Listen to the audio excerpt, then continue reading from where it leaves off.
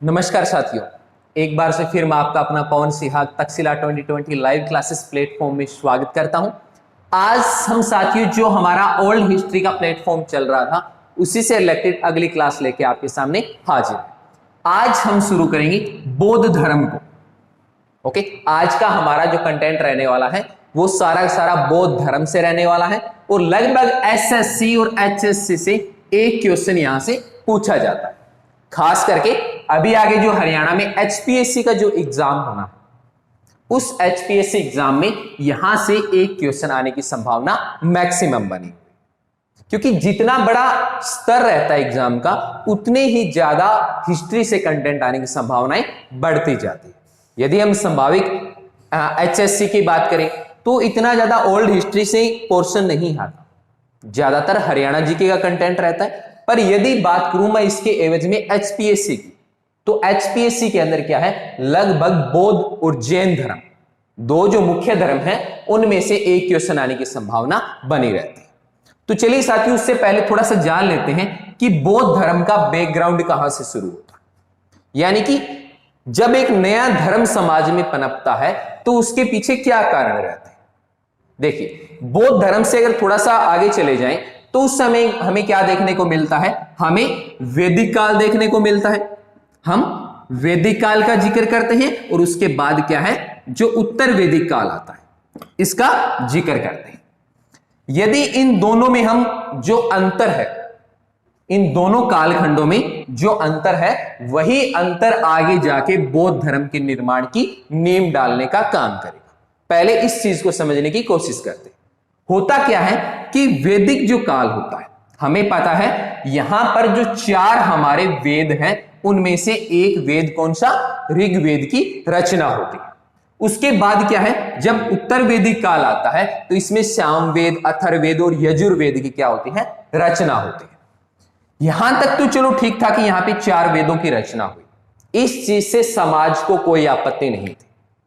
परंतु होता क्या है कि इन वेदों के दौरान चार वर्ण व्यवस्था भी बनती है।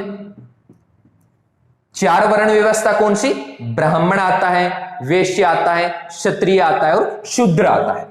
ओके, जब ये चार वर्ण समाज में आते हैं तो आरंभिक काल में इनमें क्या था, ये वर्ण व्यवस्था बड़ी अच्छी मानी गई। अच्छे मानने का कारण क्या था कि ये वर्ण व्यवस्था थी कर्म मूलक। कौन सी, कर्म मूलक, मतलब जो व्यक्ति जिस तरह का कर्म करेगा वो उसका वर्ण भी उसी के अनुरूप रहेगा। मतलब यदि एक व्यक्ति अध्यापन का कार्य करता है तो उसका वर्ण क्या रहेगा, ब्राह्मण रहेगा। यदि उसका लड़का आगे आर्मी में है, सेना में है, तो वो क्या कहलाएगा, क्षत्रिय कहलाएगा। यानी कि ये क्या था, एक कर्म मूलक व्यवस्था थी जिसको कि बहुत अच्छी व्यवस्था माना गया है, क्योंकि समाज इस वक्त डेवलप हो रहा था, तरक्की की तरफ था। तो ऐसे में क्या है, समाज में कार्यों का विभाजन बड़ा जरूरी था। परंतु जैसे जैसे ये उत्तर वैदिक काल आता है और उत्तर वैदिक काल आगे बढ़ता है तब क्या होता है, ये चीज कर्म मूलक न रह के क्या कर दी जाती है, जन्म मूलक, मतलब जन्म आधारित कर दी जाती है। मतलब अब फिक्स कर दिया गया समाज में कि ब्राह्मण का बेटा ब्राह्मण रहेगा, क्षत्रिय का बेटा क्षत्रिय रहेगा, शूद्र का बेटा शूद्र रहेगा। इससे क्या हुआ कि समाज का जो एक वर्ग था, ब्राह्मण वर्ग, इसको क्या है, काफी उत्थान मिला, काफी इसकी डेवलपमेंट, तरक्की हुई। जबकि जो शूद्र वर्ग था, जो शूद्र वर्ग था, इस वर्ग क्या होने लग गया, शोषण होना शुरू हो गया। ओके, इसके साथ साथ क्या है, अकेली ये वर्ण व्यवस्था नहीं थी, दूसरी चीजें भी यानी समाज में शुरू हो गई थी। क्या चीजें, कर्मकांड, क्या आ गया था, कर्म कांड आ गया था। कर्म कांड का मतलब धर्म का स्वरूप यहां बदलने लगा था। धर्म में क्या आने लगा था, दिखावा आने लगा था, जादू टोना तंत्र मंत्र वो चीजें यहां पे बढ़ने लगी थी। अब जब ऐसी चीजें समाज में बढ़ने लगती हैं तो समाज का हमेशा एक वर्ग, आज तक ये देखने को मिला है कि जब भी सामाजिक बुराइयां बढ़ने लगती है तो समाज का एक जो वर्ग होता है, ये वर्ग क्या आता है, हमेशा नेतृत्व करने के लिए आगे आता है, जो क्या रखता है, समाज में परिवर्तनवादी सोच रखता है। यही कारण है कि उत्तर वैदिक काल के बाद लगभग 62 नए धर्मों का उदय हुआ था, और उन 62 धर्मों में 2 धर्म हम मुख्य रूप से पढ़ते हैं। कौन कौन सा? एक तो हम जैन धर्म की बात करते हैं और दूसरा हम बौद्ध धर्म की बात करते हैं, जिसको आज विस्तार से हम पढ़ने का काम करेंगे। ठीक है ना। एक एसएससी ने यहां से क्वेश्चन पूछा, वो क्वेश्चन क्या था कि ये जो धर्मों का उदय हो रहा है, खास करके जैन और बौद्ध धर्म का, ये इनमें से जो 4 वर्ण व्यवस्था है, इन व्यवस्थाओं में से किस वर्ण से निकलकर आगे आ रही है? तो जो समाज का रक्षक वर्ग या जो क्षत्रिय वर्ग है, ये वर्ग क्या कर रहा है? नए धर्मों को जन्म देने का काम कर रहा है। देखिए साथियों, होता क्या है कि जो क्षत्रिय वर्ग होता है या योद्धा वर्ग होता है, ये क्या होता है? थोड़ा सा अग्रेसिव समाज कह सकते हैं, जो अन्याय के विरुद्ध लड़ने का काम करते हैं। और जब ये लोग समाज में अनेक तरह की कुरीतियां देखते हैं, चाहे वो सती प्रथा हो, दास प्रथा हो, चाहे वो कुछ दूसरे तरह की सामाजिक बुराइयां रही, तो इनके विरुद्ध क्या है? लड़ने का काम करते हैं। और यही कारण है कि ये दोनों धर्म, चाहे जैन धर्म हो चाहे बौद्ध धर्म हो, दोनों के दोनों धर्म कहां से निकले हैं? रक्षक या क्षत्रिय वर्ग से निकलने का काम। ओके, क्षत्रिय वर्ग से इसलिए कह रहा हूं क्योंकि बौद्ध धर्म का जो संस्थापक है और जैन धर्म के जो 24वें तीर्थंकर है, कौन से? जैन धर्म के 24वें तीर्थंकर। देखिए 24वें के ऊपर स्पेशली इसलिए जा रहा हूं क्योंकि यहां से एक क्वेश्चन आने की संभावना सबसे ज्यादा होती है। किसके ऊपर? महावीर जैन के ऊपर। ओके, इसके अलावा बौद्ध धर्म की बात करें तो जो सिद्धार्थ या बुद्ध है, ये क्या है? एक राज परिवार से संबंध रखते हैं, एक क्षत्रिय है। ठीक है ना। इसीलिए दोनों के दोनों धर्मों की खास रूप में बात करेंगे तो ये किस समाज से निकले हुए धर्म हमें मिलेंगे? क्षत्रिय समाज के धर्म मिलेंगे। ओके, तो चलिए साथियों अब शुरू करते हैं। बौद्ध धर्म है क्या और इससे संबंधित आज तक क्या क्या क्वेश्चन एसएससी, एचएससी और एचपीएससी ने पूछा है। ओके, तो चलिए इन्हीं चीजों के ऊपर जिक्र करते हैं आज। देखिए, यदि बौद्ध धर्म की थोड़ी सी तुलना देखें जैन धर्म के कंपैरिजन में, इन दोनों के विस्तार को लेके, तो बौद्ध धर्म का जो प्रचार है वो जैन धर्म की तुलना में ज्यादा हुआ है। मतलब जैन धर्म जो है वो बौद्ध धर्म की तुलना में अपने आप को कम डेवलप कर पाया था, उसका विस्तार क्या हुआ था? कम हुआ था। जबकि बौद्ध धर्म क्या है? देखते ही देखते थोड़े समय के अंदर विश्व में फैलने वाला एक धर्म बन गया था। खास करके अगर मैं बात करूं जो चीन का क्षेत्र है, जापान का क्षेत्र है या श्रीलंका का क्षेत्र है, इनके अंदर क्या है? इसने काफी ज्यादा नाम कमाया था। ओके, चलिए अब शुरू करते हैं कि बौद्ध धर्म की कहानी कहां से शुरू होती है, इसके संस्थापक कौन है, संस्थापक ने क्या क्या कार्य किए, और खास करके यहां से क्वेश्चन आता है जो बौद्ध संगति होगी। मुख्य रूप से हमें 4 बौद्ध संगति देखने को मिलेगी। इन 4 बौद्ध संगतियों में से लगभग एक क्वेश्चन हर साल पूछा जाता है। ओके, तो इनको विस्तार से पढ़ने का काम करते हैं। देखिए, सबसे पहले तो क्या है? बौद्ध धर्म को जो पूरा का पूरा एशिया है, इस एशिया का ज्योतिपुंज कहा जाता है। क्या बोलते हैं इसको? ज्योतिपुंज का नाम दिया गया। ठीक है ना, क्योंकि ये क्वेश्चन भी आ चुका है कि किस धर्म को एशिया का ज्योतिपुंज कहा जाता है, तो ज्योतिपुंज कौन सा रहेगा? बौद्ध धर्म रहेगा। और कारण क्या है? क्योंकि ये लगभग एशिया के जो देश हैं, बड़े बड़े जो देश हैं, उन देशों के अंदर ये धर्म बहुत तेजी से फैला था। और आज भी अगर बात करें चाइना, जापान, तो इन क्षेत्रों के अंदर क्या है? बौद्ध धर्म के जो अनुयायी हैं वो सबसे ज्यादा देखने को मिलते हैं। ओके, चलिए अब बात कर लेते हैं इसके संस्थापक कौन है। यदि संस्थापक की बात करें तो नाम आता है सिद्धार्थ का। किसका नाम आता है? सिद्धार्थ नाम देखने को मिलता है, जो क्या है? बौद्ध धर्म के संस्थापक माने जाते हैं। ठीक है ना। देखिए, इनका बुद्ध जो नाम है, इनका जो बुद्ध नाम है, ये बहुत बाद में नाम रखा जाएगा। जब इनको 35 वर्ष की आयु में ज्ञान की प्राप्ति होगी तब ये नाम रखा जाएगा। उससे पहले इनका नाम क्या रहने वाला है? बचपन का नाम कहूं या आरंभिक नाम जो रहेगा वो रहेगा सिद्धार्थ। ठीक है ना। देखिए साथियों, सिद्धार्थ नाम जब हम जैन धर्म को पढ़ेंगे तब भी आएगा, पर ये दोनों अलग अलग रहेंगे। ठीक है ना। चलिए, तो इनका नाम क्या रहेगा? सिद्धार्थ रहेगा। और इनका जन्म होगा कब? 563। कब? 563 ईसा पूर्व, यानी कि ईसा मसीहा के जन्म से 563 साल पहले किनका जन्म होता है? सिद्धार्थ का होता है। और कहां पे होता है इनका? लुम्बिनी। कहां होता है? लुम्बिनी नामक स्थान, जो कि आज कहां है? नेपाल वाले क्षेत्र में आती है। ओके, लुम्बिनी में इनका जन्म हुआ। कब? 563 ईसा पूर्व, जो कि आज अगर मैप में देखेंगे तो आपको कहां देखने को मिलेगा? नेपाल में देखने को मिलेगा। देखिए साथियों, इससे पहले एक चीज को और जानना थोड़ा सा जरूरी है कि यदि हमें बौद्ध धर्म के बारे में जानकारी लेनी हो तो किन किन चीजों की तरफ जाना चाहिए। देखिए, भारत के जो ग्रंथ है उनको भी देखना पड़ता है, नेपाल के जो आज है, क्योंकि नेपाल भी बड़ी मदद करता है बौद्ध धर्म को जानने में। इसके अलावा चीन, जापान, श्रीलंका, ठीक है ना, ये मुख्य रूप से कौन सी कड़ी रहेंगी जो बौद्ध धर्म को जानने में मदद करेगी। और सबसे ज्यादा जो लिखित साक्ष्यों की बात करें वो भारत के अंदर अगर बात करूं तो जब मौर्य काल का एक शासक होगा अशोक, सम्राट अशोक, अशोक को जब हम पढ़ेंगे तो बौद्ध धर्म के बारे में हमें क्या है? सबसे ज्यादा यहां से जानकारी मिलने वाली।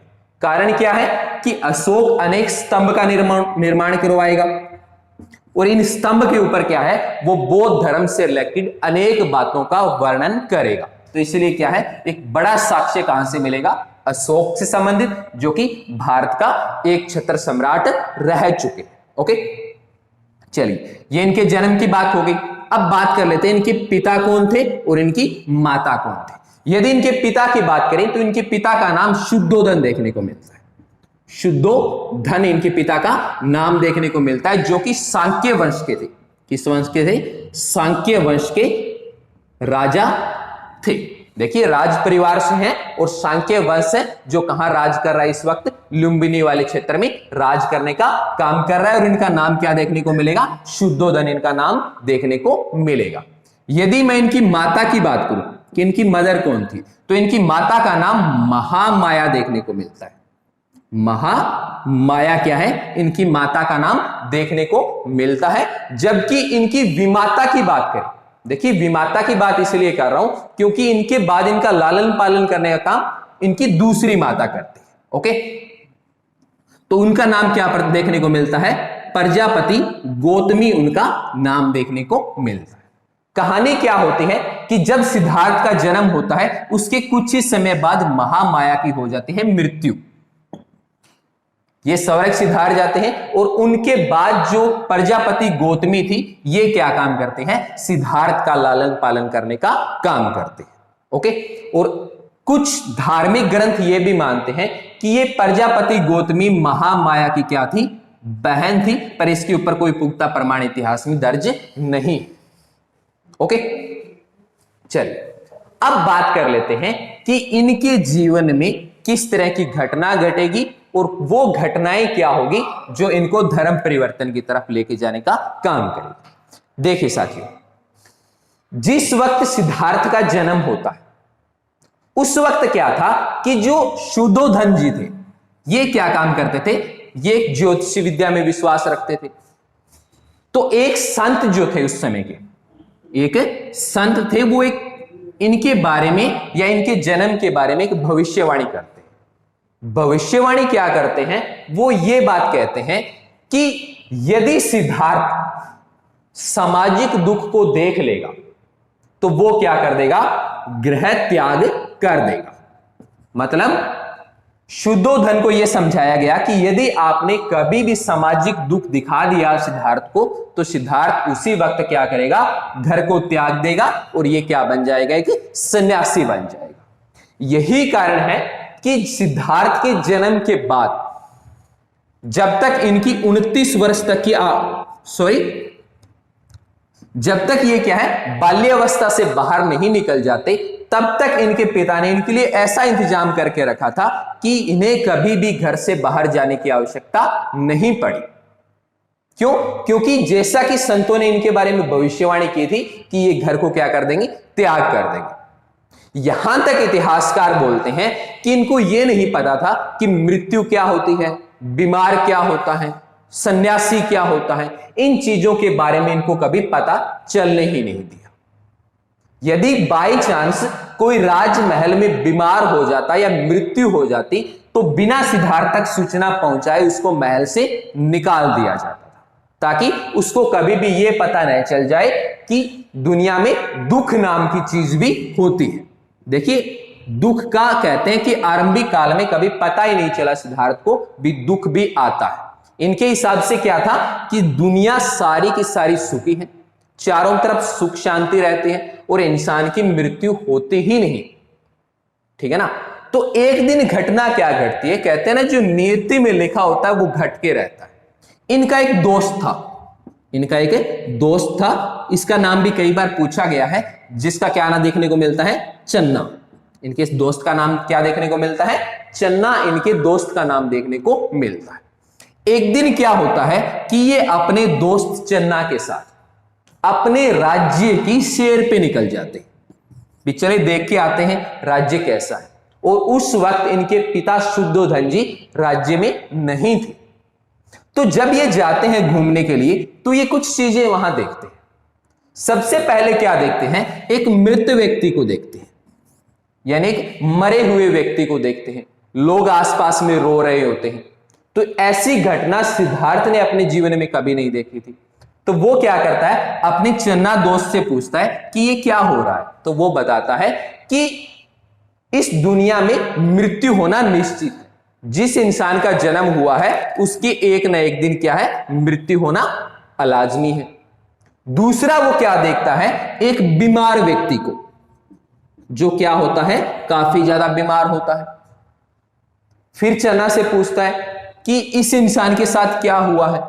तो वो बताता है ये इंसान बीमार हो गया है, इसको बीमारियों ने क्या है, जकड़ लिया है। तो पूछता है क्या मैं भी बीमार होऊंगा। तो चन्ना कहता है बिल्कुल महाराज, बीमार कोई भी इंसान हो सकता है, आप भी बीमार हो सकते हैं, आपकी भी मृत्यु होनी है। तो वो कहता है ये तो बहुत बुरी बात है। जब थोड़े दूर रास्ते पे और चलते हैं तब क्या देखता है, एक बूढ़े व्यक्ति को देखते हैं। किसको देखते हैं, बूढ़ा व्यक्ति। तो वो पूछता है कि ये व्यक्ति मेरे जैसा क्यों नहीं है। तब इनका दोस्त बोलता है कि बुढ़ापा आना जीवन की यह भी एक सच्चाई है, एक न एक दिन सबको बूढ़ा होना है और महाराज आप भी इनकी तरह क्या हो जाएंगे, बूढ़े हो जाएंगे। और वो इन तीनों ही केस में क्या देखता है, चाहे वो मृत्यु हो, चाहे वो बीमार हो, चाहे वो बूढ़ा व्यक्ति हो, ये तीनों के तीनों क्या होते हैं, काफी ज्यादा दुखी होते हैं। जब थोड़ी दूर रास्ते पे और चलते हैं तब वो देखते हैं एक सन्यासी को। इसको एक सन्यासी जो अपनी ही धुन में मगन होता है, खुश होता है, बैठा होता है। तो वो अपने दोस्त से पूछता है कि ये इंसान इतना खुश कैसे है, ये कुछ बूढ़ा भी है फिर भी न रो रहा है, न बीमार है, न इसे किसी बात की तकलीफ है।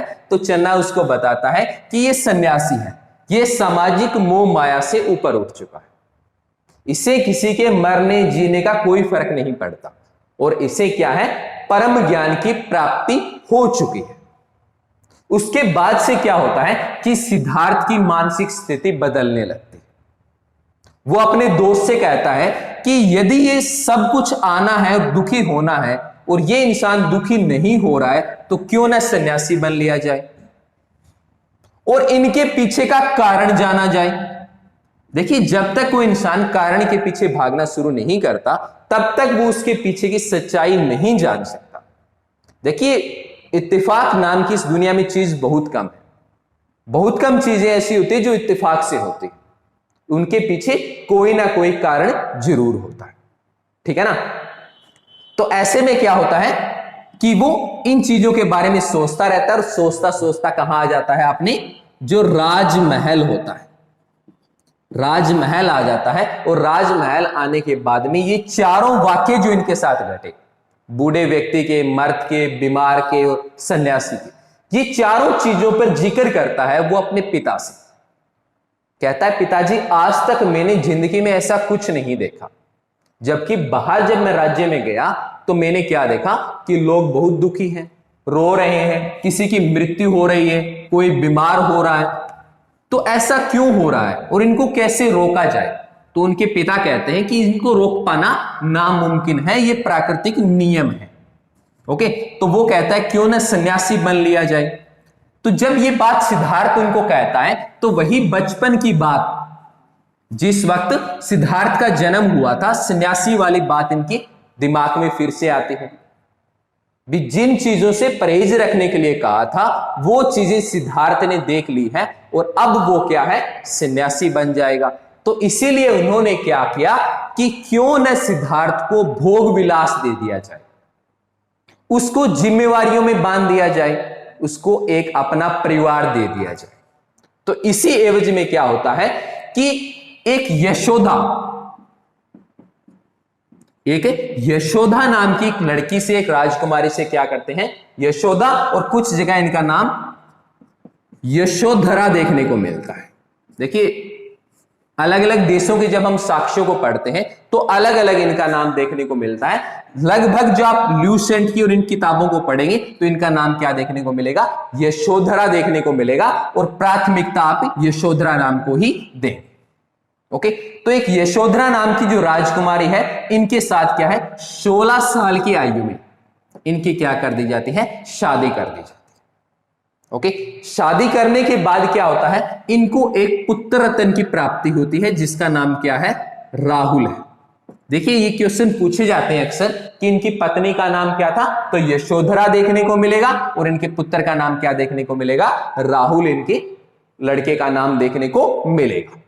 ओके, तो ऐसे में क्या होता है, इनको एक परिवार दे दिया जाता है ताकि गृहस्थ जीवन में उलझे रहे, और धीरे धीरे इनको क्या है, अब जो राजपाट था वो राजपाट भी संभालना होता है। धीरे धीरे समय निकलता गया और लगभग जब इनकी आयु 29 वर्ष की हो गई तो एक दिन इन्होंने क्या काम किया, आधी रात के समय में अपने दोस्त चन्ना को लिया और घोड़े पे बैठ के जंगल की तरफ निकल गए।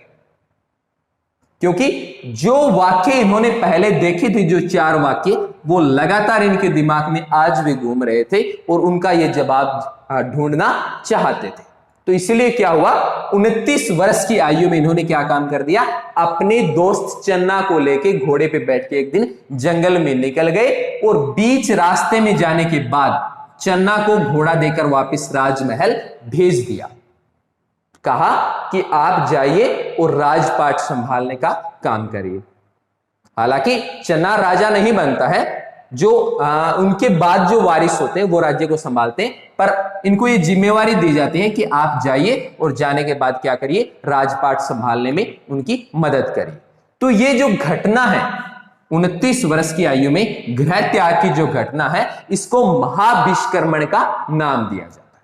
देखिए साथियों, ये क्वेश्चन आ चुका है कि बौद्ध परंपराओं के अनुसार गृह त्याग की घटना को क्या बोला जाता है, तो ये घटना क्या कहलाएगी, महाभिष्कर्मण की घटना कहलाएगी, जिसके अनुरूप क्या इन्होंने 29 वर्ष की आयु में क्या कर दिया था, अपने गृह का त्याग कर दिया।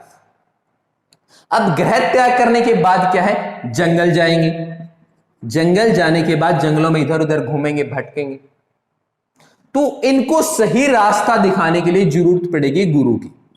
तो ये क्या काम करते हैं, अलग अलग गुरुओं के पास जाते हैं, और अल्लार कलाम, कौन, अल्लार कलाम नाम के गुरु का नाम देखने को मिलता है, जो क्या काम करते हैं, इनको प्राथमिक शिक्षा देने का काम करते हैं। तो ये क्वेश्चन भी पूछ चुकी है एसएससी कि इनके फर्स्ट गुरु कौन थे, पहले गुरु कौन थे, देखने को मिलते हैं इनके अल्लार कलाम, इनके पहले गुरु देखने को मिलते हैं। इनके पास जाते और इनसे अपने कुछ प्रश्न पूछते हैं। हालांकि इनके ऊपर अल्लार कलाम जी जवाब भी देते हैं, परंतु इनके जवाबों से सिद्धार्थ जो थे वो पूर्ण रूप से संतुष्ट नहीं होते और इनको छोड़कर क्या है, वो चले जाते हैं। ओके, उसके बाद जो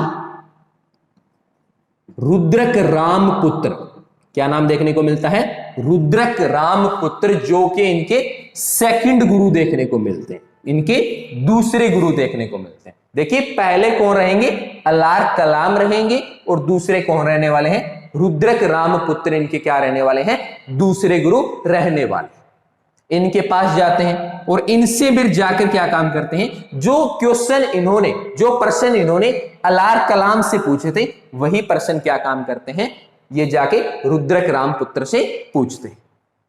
ये जब जवाब देते हैं तो इनके जवाब से भी क्या है, सिद्धार्थ संतुष्ट नहीं होते और अंत में क्या काम करते हैं, इन दोनों गुरुओं को छोड़कर जाने का वो निर्णय कर लेते हैं और सोचते हैं कि मैं जंगल में जाऊंगा, अपनी तपस्या करूंगा और तपस्या करने के बाद क्या है, जो परम ज्ञान है उस परम ज्ञान को क्या है, प्राप्त करने की कोशिश करूंगा। इस दौरान इनके साथ क्या है, जो सिद्धार्थ है इनके साथ क्या है, कुछ ब्राह्मण आके मिल जाते हैं। कौन? ब्राह्मण।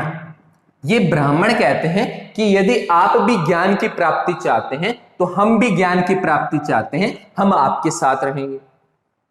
तो इसी एवज में सिद्धार्थ क्या काम करता है, इन ब्राह्मणों को अपने साथ लेते हैं और साथ लेने के बाद जंगल में निकल जाते हैं। एक दिन क्या घटना घटती है कि जिस स्थान पे ये रुके होते हैं वहां के सेनानी की पुत्री जिसका नाम सुजाता देखने को मिलता है। क्या नाम देखने को मिलता है? सुजाता नाम देखने को मिलता है। ये सुजाता इनके लिए खीर लेके आती है। क्या लेके आती है? खीर लेके आती है। और जैसे ही सिद्धार्थ इस खीर को खाते हैं, खाने के बाद ये ब्राह्मण कहते हैं कि आप अब ज्ञान प्राप्ति के लायक नहीं रहे, आप फिर से भोग विलास में उलझने लगे। और उसके बाद से क्या है, ये ब्राह्मण इनको छोड़कर चले जाते हैं। अब क्या होता है, सिद्धार्थ रह जाएंगे अकेले। अब ये क्या काम करेंगे, लगभग 6 साल तक, कब तक? 6 साल तक कठोर साधना या कठोर तपस्या करेंगे। यदि बौद्ध परंपराओं की मानी जाए या जो दंत कथाएं हैं उन दंत कथाओं को पढ़ा जाए तो ये कहते हैं कि आरंभिक काल में जब इन्होंने अपनी तपस्या या साधना शुरू की थी, उस वक्त क्या है, ये धीरे धीरे अन्न को त्यागते चले गए। यानी कि एक दिन खाना खाया, एक दिन नहीं, फिर 2 दिन नहीं खाया, फिर एक दिन, धीरे धीरे अन्न को त्यागते गए और फिर जल को भी त्याग दिया। और अंत में क्या है, लगभग 6 साल तक कठोर तपस्या करने के बाद एक नदी का नाम देखने को मिलता है, निरंजना। कौन सी नदी? निरंजना नदी का नाम देखने को मिलता है और इसको फल्गु नदी भी बोलते हैं। क्या बोलते हैं? फल्गु नदी या निरंजना नदी। वैसाखी की पूर्णिमा का दिन था, वैसाखी पूर्णिमा का दिन था। निरंजना या फल्गु नदी के किनारे पे क्या है, इनको क्या हुआ, ज्ञान की प्राप्ति हो गई। ओके। और उसके बाद से जो सिद्धार्थ का नाम है वो सिद्धार्थ न रह के इनको क्या कहा जाएगा, भगवान बुद्ध या बुद्ध नाम से इनको जाना जाने लगा। किस नाम से? बुद्ध। और बुद्ध का मतलब क्या होता है? बुद्ध का मतलब ज्ञान होता है। ओके। यानी जब इनको ज्ञान की प्राप्ति हो गई तो उसके बाद इनको क्या कहा जाने लगा, बुद्ध कहा जाने लगा। और आगे जाके इनको भगवान बुद्ध के नाम से संबोधित किया जाने लगा। इनके जीवन से एक नदी का नाम और जुड़ा हुआ मिलता है। देखिए, जो बड़े कंपटीशन एग्जाम होते हैं वो नदियों के चक्कर में ज्यादा उलझाते हैं स्टूडेंट को। एक तो इन्होंने निरंजना नदी का नाम दे दिया या फल्गु नदी का नाम दे दिया, एक नदी का नाम और देखने को मिलता है, अमोना। कौन सी नदी? अमोना नदी। देखिए, अमोना नदी से इनका किस तरह से संबंध है जानते हैं। जब ये 6 साल तक कठोर तपस्या करेंगे तो उस दौरान क्या है, इनके बाल बहुत ज्यादा बढ़ जाएंगे। तो उसके बाद इन्होंने क्या काम किया, ज्ञान प्राप्ति करने के बाद अमोना नदी के किनारे गए और वहां पे इन्होंने क्या है, अपने सर को मंडवा लिया। यानी अपने जो बाल थे वो बाल सारे कटवा दिए। ठीक है ना। तो ये घटना कहां घटती है? अमोना नदी के किनारे पे घटते हैं। ओके। तो इस तरह से देखा जाए तो अमोना नदी से भी इनका क्या है, संबंध देखने को मिल जाता है। ओके। अब ज्ञान की प्राप्ति हो गई, बाल मुंडवा दिए। अब आएगा समय धर्म उपदेश का। किसका? धर्म उपदेश का। क्योंकि ये परिवर्तनवादी सोच को लेके आते हैं, समाज में परिवर्तन लाने का काम करते हैं। और परिवर्तन लाने के लिए इन्हें क्या करना पड़ेगा, जिस ज्ञान की इनको प्राप्ति हुई वो ज्ञान क्या करना पड़ेगा, दुनिया तक या आम जनता तक पहुंचाना पड़ेगा, और इसीलिए पहुंच जाते हैं सारनाथ। कहां पहुंच जाते हैं? सारनाथ पहुंच जाते हैं। और इनका पहला उपदेश कहां रहेगा? सारनाथ में रहेगा। ये क्वेश्चन आ चुका है कि भगवान बुद्ध ने अपना पहला उपदेश कहां दिया था? सारनाथ में दिया था। ओके, और इस घटना को क्या बोलेंगे? देखिए साथियों, ये जो घटना घट रही है, चाहे वो महाविष्कर्मण की रही हो, चाहे ये उपदेश की घटना रही हो, तो इस घटना को क्या बोलेंगे हम? धर्म चक्र परिवर्तन। क्या बोलेंगे? धर्म चक्र परिवर्तन। क्योंकि आज से धर्म का नया चक्र चलने जा रहा है, जो क्या काम करेगा? पहले के धर्म में परिवर्तन लाने का काम करेगा। इसीलिए इसको क्या बोलते हैं हम? धर्म चक्र परिवर्तन का नाम देते हैं। ओके, उसके बाद ये अनेक दूसरे क्षेत्रों में जाते हैं। उन क्षेत्रों में जाकर भी क्या काम करते हैं? ज्ञान बांटने का काम करते हैं, लोगों को समझाते हैं कि कर्मकांड जैसी चीजें कुछ नहीं होती, इनको नहीं मानना चाहिए। ओके, तो ये अपने उपदेश देने शुरू करते हैं। ओके, और उसके बाद ये क्या काम करते हैं? बौद्ध भिक्षुओं की, किसकी? बौद्ध भिक्षुओं की एक टोली बनाना शुरू करते हैं। क्योंकि अकेला व्यक्ति कभी भी धर्म का इतना प्रचार नहीं कर सकता जितना कि वो टोली या अपने शिष्य बना के करेंगे। तो बौद्ध धर्म में जो शिष्य होंगे उनको बौद्ध भिक्षु कहा जाएगा, और जो शिष्याएं यानी जो महिलाएं होगी उनको बौद्ध भिक्षुणी का नाम दिया जाएगा। देखिए, एक साथियों यहां से क्वेश्चन आया था कि पहली बौद्ध भिक्षुणी कौन थी? तो पहली बौद्ध भिक्षुणी कौन थी? इन्हीं की माता, विमाता, सौतेली मां कहते हैं। कौन? प्रजापति गौतमी इनकी क्या रहेगी? विमाता, और वही इनकी क्या है? पहली बौद्ध भिक्षुणी रहेगी। ठीक है ना? वो आपने एक चीज सुनी होगी ना, बुद्ध शरणम गच्छामि, संघ शरणम गच्छामि, धम्म शरणम गच्छामि। यानी कि बुद्ध, धम्म और संघ, तीन चीजों को ये अहमियत देते हैं। किसको? बुद्ध को, यानी भगवान बुद्ध को, फिर धम्म को। धम्म यानी कि देखिए, बुद्ध, धम्म और संघ। बुद्ध शरणम गच्छामि, धम्म शरणम गच्छामि, संघ शरणम गच्छामि। बुद्ध यानी कि भगवान बुद्ध और उनके द्वारा दिया गया ज्ञान, उसको सर्वोपरि माना जाएगा। धम्म शरणम गच्छामि मतलब इनके जो उपदेश रहेंगे, क्योंकि जब ज्ञान की प्राप्ति होगी, समाज में परिवर्तन को लेके जाएंगे, तब क्या होगा? इनको उपदेश भी देने पड़ेंगे। ठीक है ना?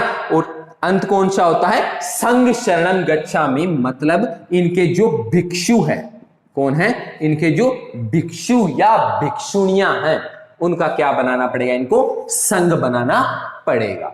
तो इसीलिए इन्होंने क्या काम किया था? संघ बनाना शुरू किया, और संघ के अंदर एक शब्द का प्रयोग किया जाता था जिसका नाम क्या है? कोरम। क्या शब्द देखने को मिलता है? कोरम शब्द देखने को मिलता है, जिसका मतलब होता है गणपूर्ति। क्या होता है? गणपूर्ति।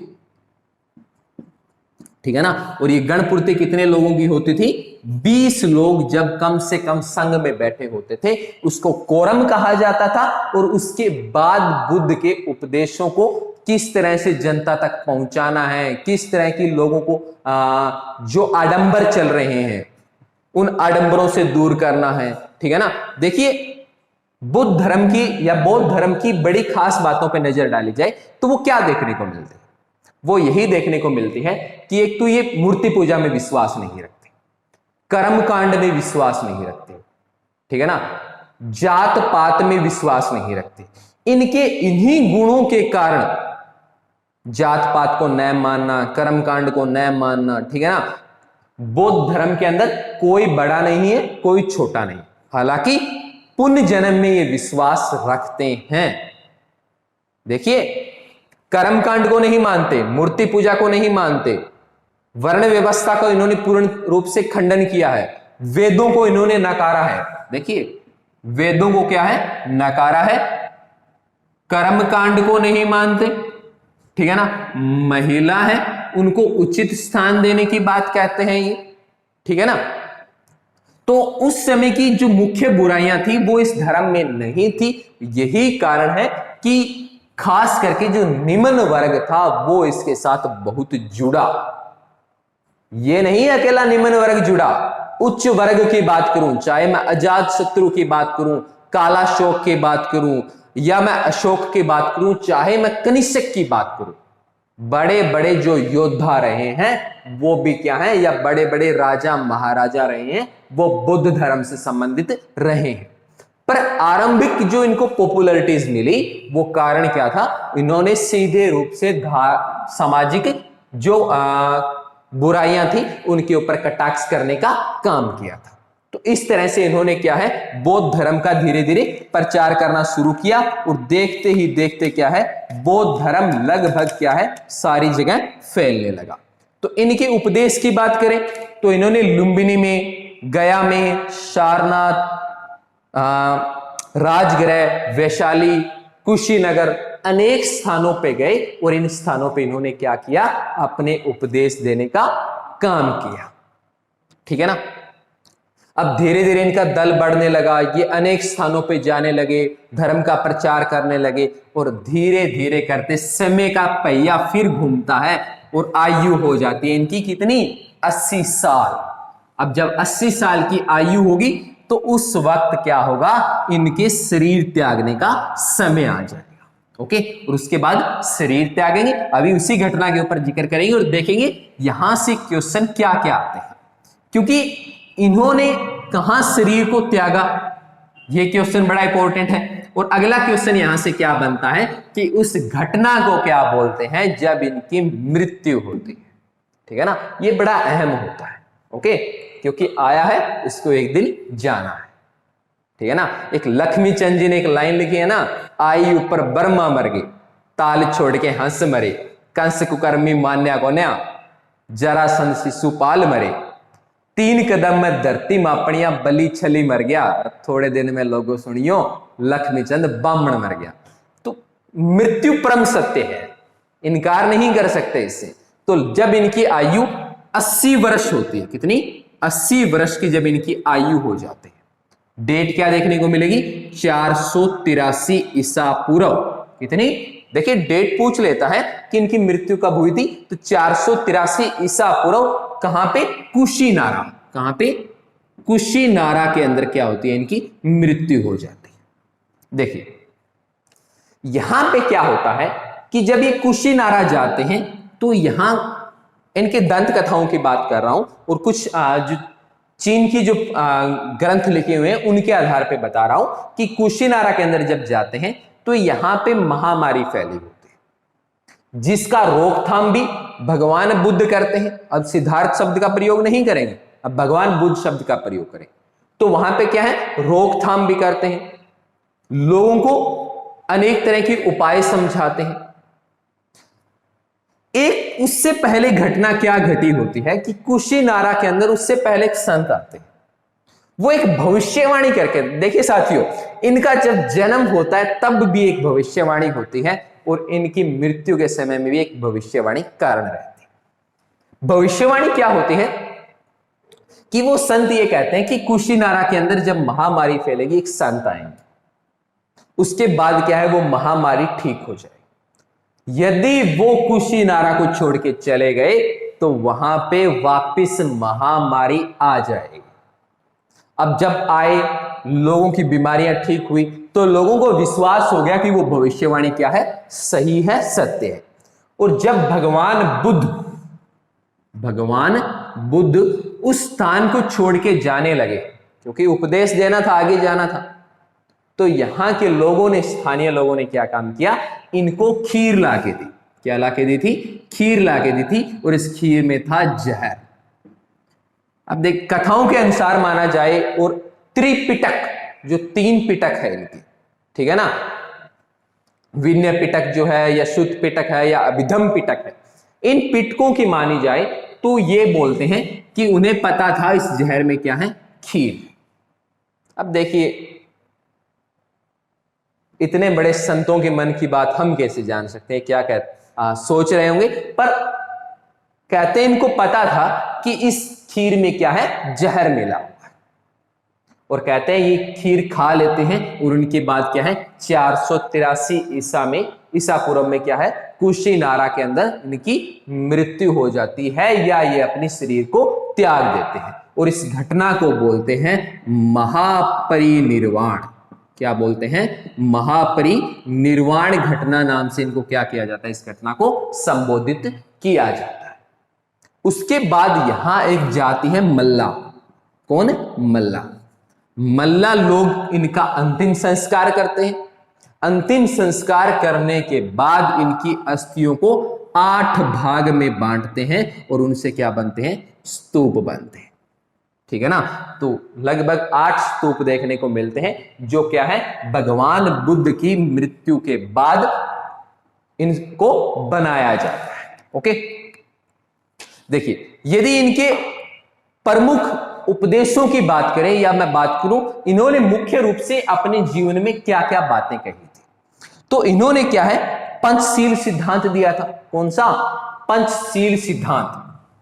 पंचशील सिद्धांत। और ये पंचशील सिद्धांत की खास बात बता दूं साथियों, जब भारत के प्रथम प्रधानमंत्री प्रधानमंत्री कौन रहे थे? पंडित जवाहरलाल नेहरू ने जिस वक्त शपथ ग्रहण किया था इसी पंचशील सिद्धांत का पालन किया था। पंचशील सिद्धांत क्या थे? मैं अकारण किसी भी प्राणी की हत्या नहीं करूंगा, मैं कभी भी चोरी नहीं करूंगा, चोरी से दूर रहूंगा। ओके, मैं किसी के साथ लैंगिक दुराचार नहीं करूंगा, मतलब किसी के पुरुष और महिला होने के आधार पे किसी के साथ कभी भेदभाव नहीं करूंगा, मैं कभी भी असत्य नहीं बोलूंगा। ओके, और मैं सूरा या शराब का प्रयोग नहीं करूंगा। ये मुख्य रूप से क्या थे? पंचशील सिद्धांत थे, जिनको क्या है मुख्य रूप से बौद्ध धर्म में दिया गया है। और इन जो 5 सिद्धांतों की अभी बात कर रहे थे, इनका पालन करते हुए प्रथम प्रधानमंत्री पंडित जवाहरलाल नेहरू ने क्या है अपनी शपथ ग्रहण करने का काम किया था। ओके, और ये जो 5 सिद्धांत है, ये इनके जो उपासक हैं, कौन है?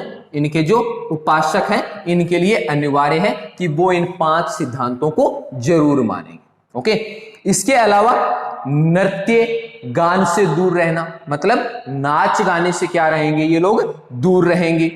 स्त्रियों से दूर रहेंगे, महिलाओं से दूर रहेंगे। ठीक है ना? धन इकट्ठा नहीं करेंगे।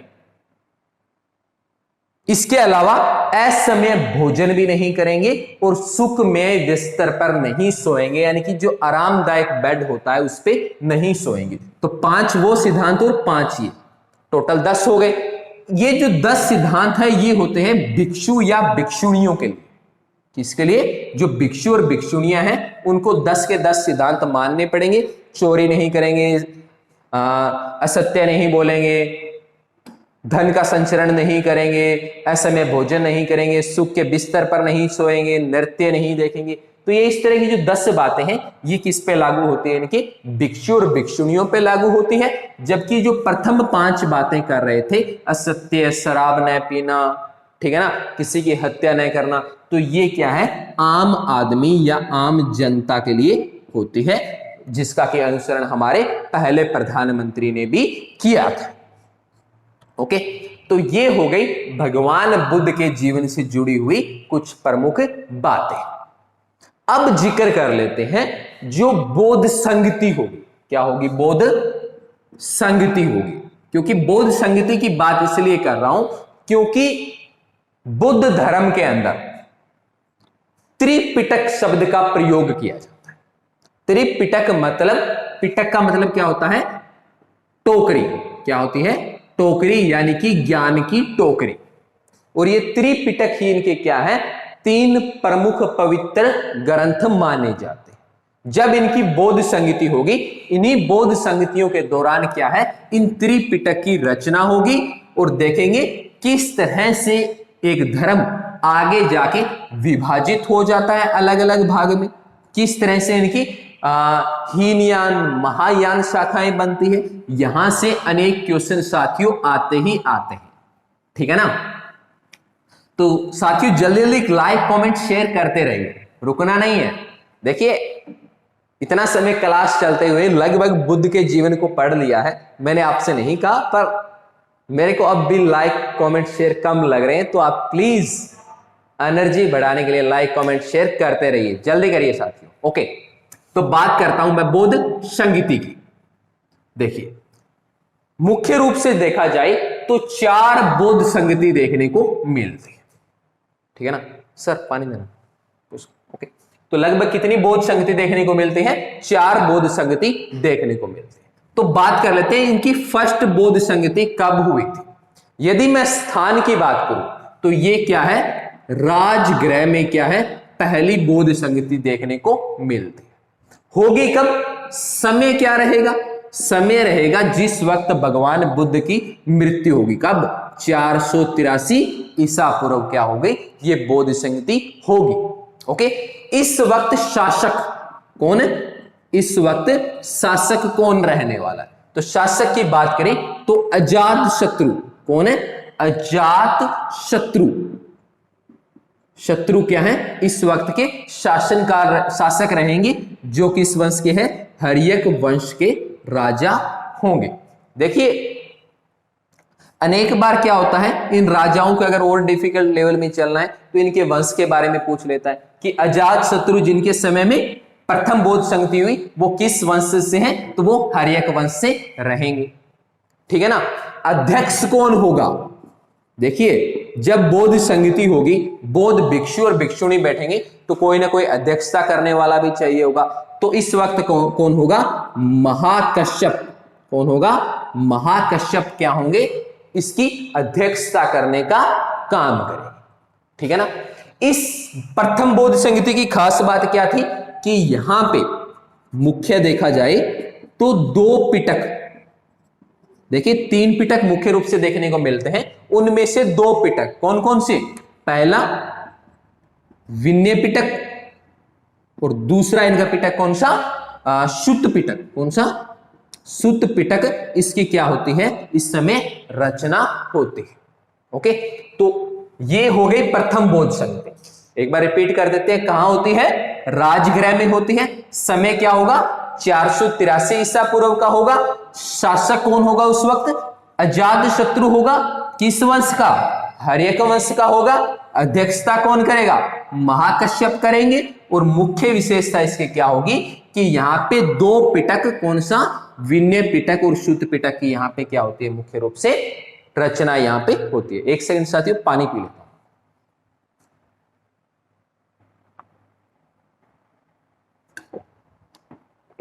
ओके, अब बात कर लेते हैं इनकी जो सेकंड बौद्ध संगति हुई, दूसरी बौद्ध संगति कब हुई।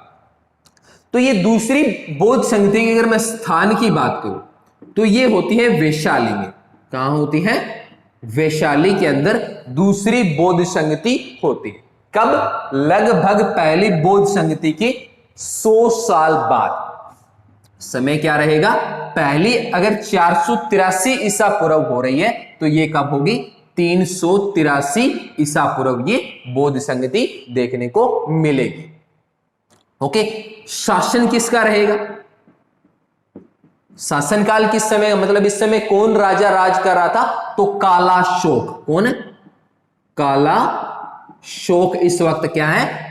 शासन करने का काम कर रहे थे, जो कि शिशुनाग वंश के, किसके? शिशुनाग जो वंश है इसके ये क्या थे? राजा थे या शासक थे। ओके, और इसको काकवर्ण, कालाशोक को क्या बोला जाता है? काकवर्ण नाम से भी इनको जाना जाता है। यदि साथियों ये आ जाए कि काकवर्ण किस समय में कौन सी बौद्ध संगति हुई, तो भी आप क्या लिखेंगे? सेकंड बौद्ध संगति है, दूसरी बौद्ध संगति हुई थी, क्योंकि कालाशोक का दूसरा नाम क्या देखने को मिलता है? काकवर्ण देखने को मिलता है। ओके, चलिए ये हो गई इनकी दूसरी बौद्ध संगति। ओके, एक अध्यक्ष रह गया ना। ओके, इस समय अध्यक्षता किसने की थी, यानी जो बौद्ध संगति हुई थी इसकी अध्यक्षता किसने की थी? तो शाब कमीर ने। किसने?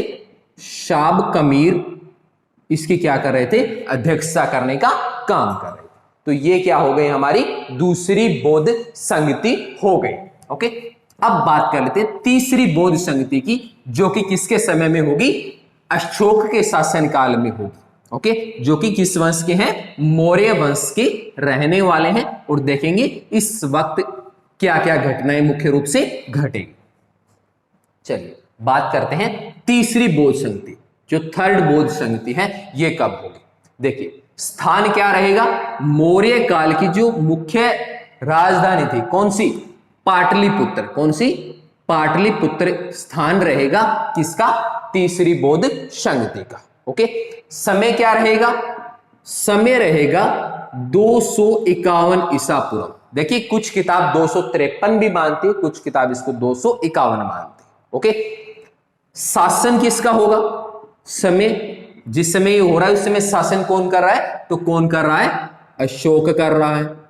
किस वंश का है, मौर्य वंश का है, ठीक है ना। ओके, इस समय खास बात क्या रही थी कि कौन से बड़ा निर्णय इस समय लिया गया था, तो मुख्य बात की जाए इस समय की, यह तीसरी बौद्ध संगति, तो जो तीसरा पिटक, कौन सा, अभिधम पिटक। कौन सा, अभिधम पिटक जो थे, देखिए दो पिटक जो थे उनकी रचना क्या है या उनका निर्माण कब हुआ था, प्रथम बौद्ध संगति में हुआ था, जबकि अभिधम पिटक के अंदर क्या है, तीसरी जो इनका पिटक है उसकी रचना होती है, और इस समय राजा कौन होता है, अशोक होता है।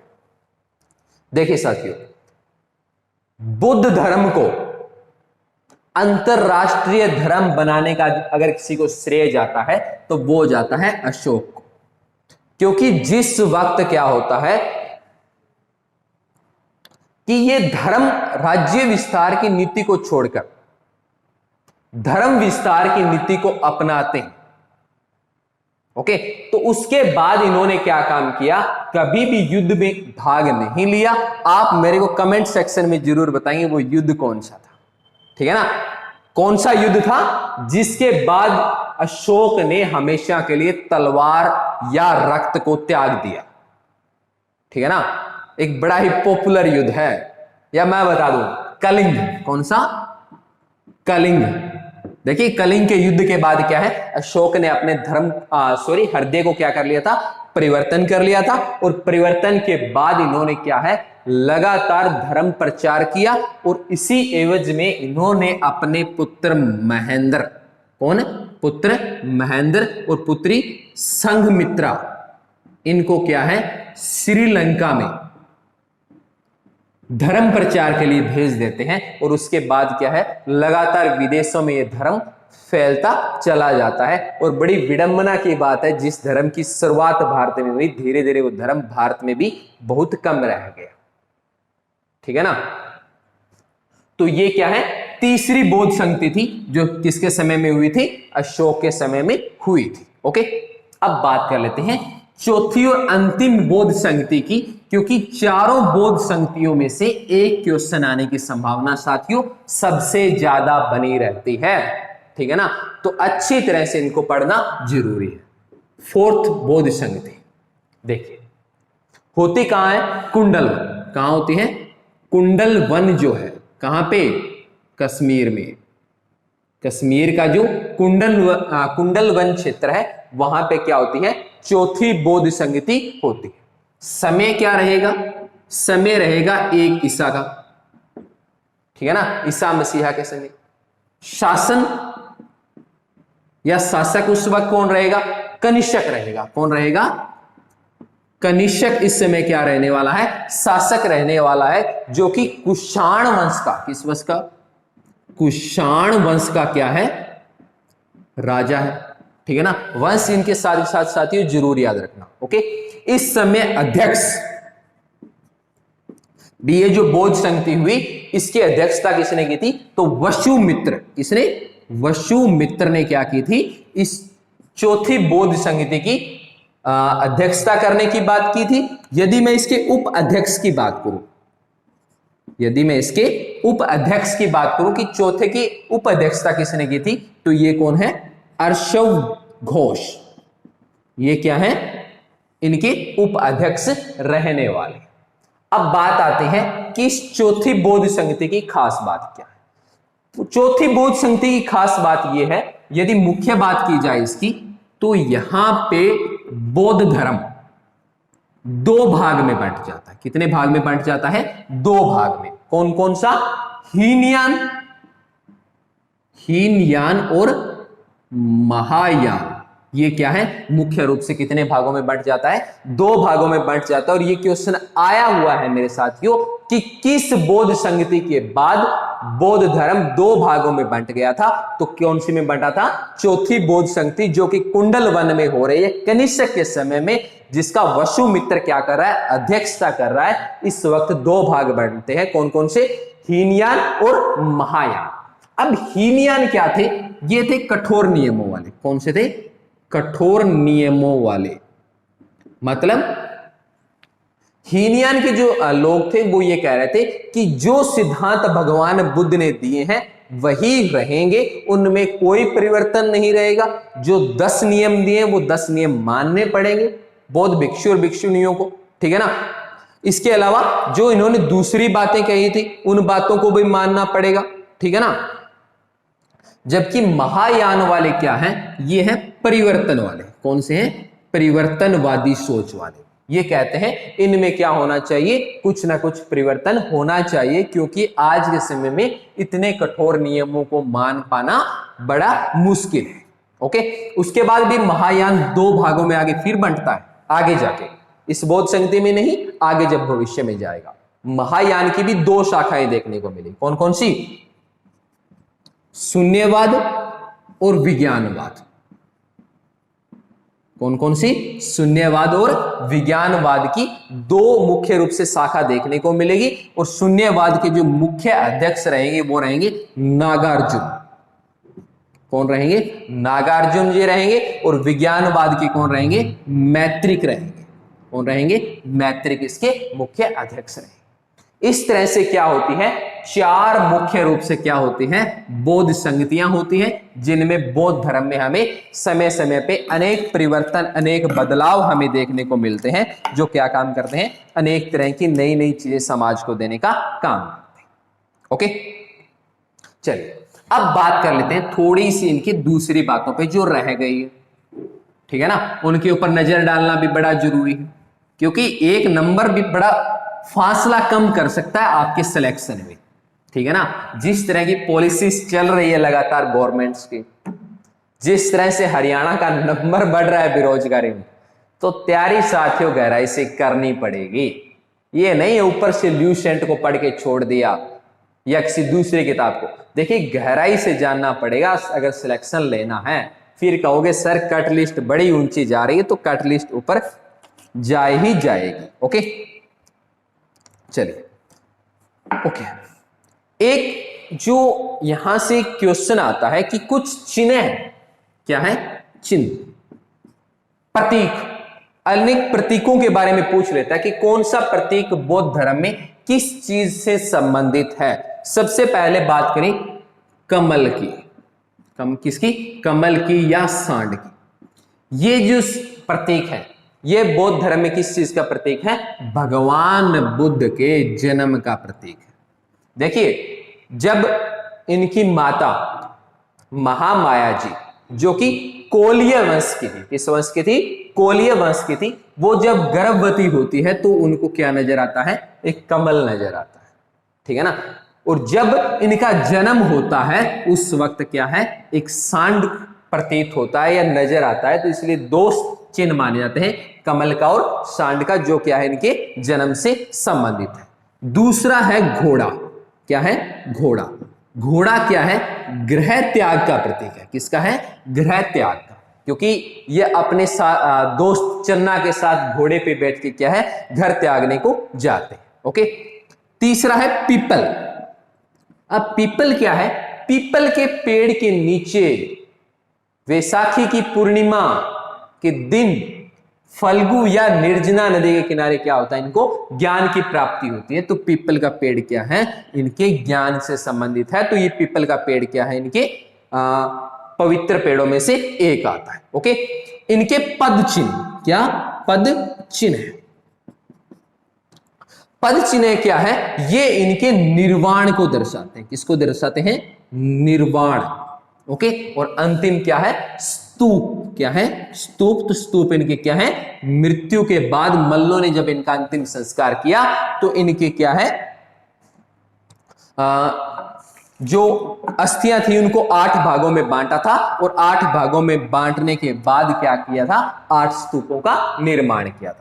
तो ये कुछ चिन्ह है जिनसे संबंधित भी क्या है, क्वेश्चन पूछा जा सकता है। तो साथियों, आपको ये वीडियो, ये लेक्चर कैसा लगा? कमेंट बॉक्स में, कमेंट सेक्शन में जरूर बताना कि किस तरह का लगा, क्या क्या हमारी गलतियां रह रही है, क्योंकि आप भी हमारे मार्गदर्शक हैं। जितना लाइक कमेंट शेयर करेंगे उतनी ये हमारी एनर्जी बनेगी, क्योंकि आपका यही लाइक कमेंट शेयर हमारे लिए एनर्जी का काम करेगा। तो अगली वीडियो हम जैन धर्म के साथ आपसे बहुत जल्द मिलते हैं। तब तक के लिए मैं आपसे अलविदा चाहूंगा। जय हिंद, जय भारत। पढ़ते रहिए, खुशहाल रहिए।